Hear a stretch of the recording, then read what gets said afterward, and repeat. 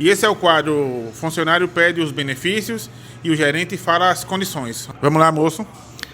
Eu quero ter folga todo jogo do Brasil. Tudo bem, vou verificar com o Carlos Ancelotti se ele te convocou.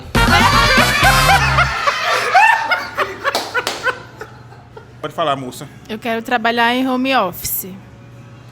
Tudo bem, desde que você venha morar na padaria. E você, moça? Eu gostaria de folgar 2 vezes na semana. Tudo bem, desde que possamos descontar 2 diários do seu salário, tranquilo. E você, moça? Eu quero salário dobrado. Tudo bem, desde que ao invés de 8 horas você trabalhe 16 horas dobrado, tranquilo.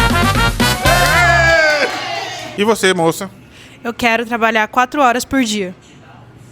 Tudo bem, vamos dividir. 4 horas você trabalha fazendo suco e 4 horas você trabalha no caixa.